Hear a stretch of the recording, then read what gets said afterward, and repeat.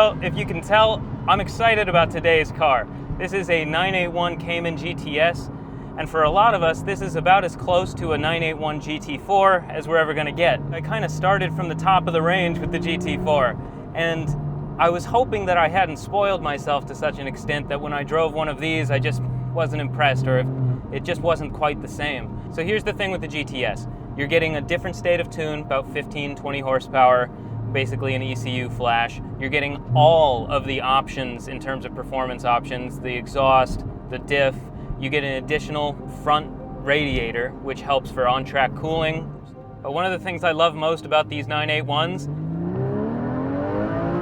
is the sound.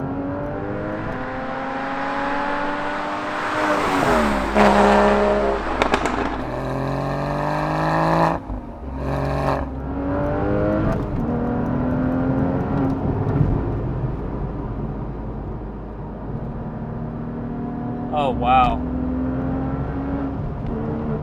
The lightness of the front end. It makes the steering so pure. Coming straight from my Z, that's the most striking thing, is how pure that front end is without it having to lug around all that weight.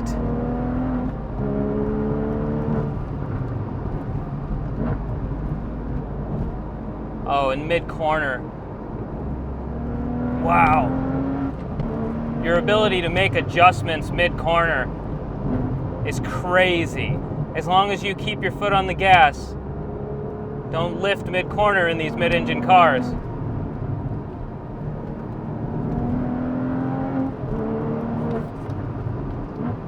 The performance is pretty spectacular.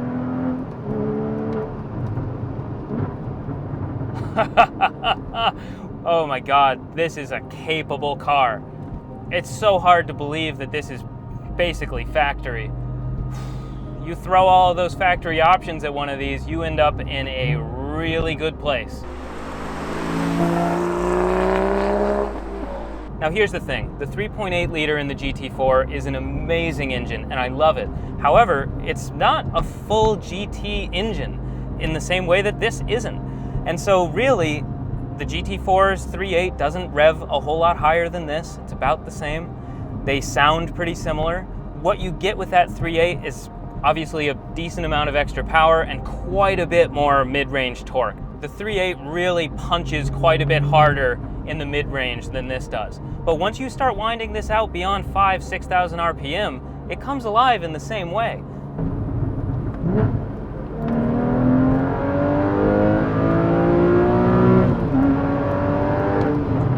What it lacks an outright like modern turbo car punch, it just makes up for in the experience of winding it out, man. So much of what I enjoyed about that GT4 really didn't have anything to do with how fast it was outright. It had more to do with the inputs, it had more to do with the sound, the size, the way it went down the road. And so a lot of those things are also present here.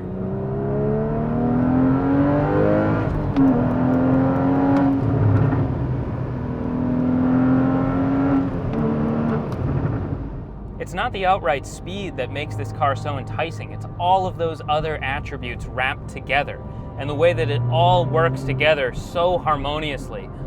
Their sensory experiences, almost first and foremost. They are performance cars, and they're serious performance cars, but it's more so offering this tactile experience that is so hard to replicate anywhere else. It's perfect. These cars, I don't know how they do it, but for someone like me, it provides everything that I value from a sports car driving experience. And it just does it at a level that, frankly, most other manufacturers just can't seem to even compete with. Now these definitely command a bit of a premium over an S. So if you're someone that's really shopping for the best deal possible and you're willing to skimp on a couple of those options, then an S might be the car for you, honestly, and find it with just those options that you value the most, essentially. And you might be able to score one at a better price. Really, where you land in the 981 lineup is going to come down to how much money you're willing to spend and how much that incremental increase in specialness and performance matters to you. The sweet spot of the range is going to be the one that you can afford. And if you can afford the GT4 comfortably, get the GT4 and just drive the hell out of it. If this is the one you can afford, get this one. But you certainly don't need to be in some kind of wild rush to get there, because I think that these mid-level Porsches are so much better than the average person really understands, because they just have this halo car effect going on in their mind of, oh, I need a GT3 or I need a GT4 because that's the coolest one, that's the most special one.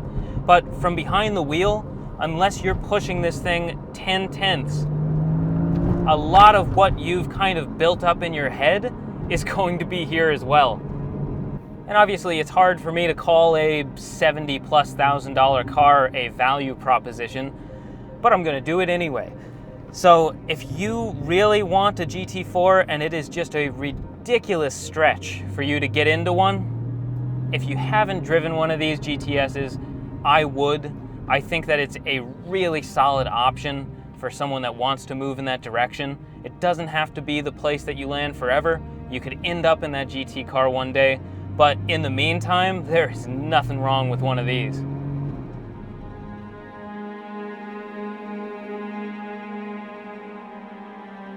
Now let's quickly touch on why I'm labeling this a first impression rather than a review. Despite being on excellent roads, much of the time I spent with this car was sitting behind slower traffic. There's not much we can do about that, so I only had a handful of opportunities to push it and gather my thoughts on it dynamically. In the spring, we're going to put together a more thorough drive and a more thorough review to accompany it. It's also important to note that although I use the GT4 as a basis for comparison, it's been years since I drove that car. That's why I avoided drawing direct comparisons dynamically. For example, the feel and performance difference of the GT4's completely different front end. It's just been too long for me to accurately remark on the differences there, so I didn't. But if there's one thing that this first impression highlighted for me, it's that I love these 981s overall, and it seems my favorite elements are present across the board. Truthfully, I'd be extremely interested in driving a base 981 just to test that theory. Now that brings me to one last thing. Since you've made it this far into the video, I'm going to let you in on something that I should have been saying from day one on this channel. 90% of the cars that you see featured on here are from viewers that are kind enough to offer them up for a video. So this is me laying that out and saying, if you're in New England, particularly somewhat close to Connecticut, and you own something interesting that you'd like to see on this channel, reach out to me on Instagram, shoot me an email, and we'll make something happen. While I'm mentioning things, the YouTube algorithm has taken my dog hostage and is forcing me to verbally request that you subscribe. Was that a compelling enough call to action? They're compelled.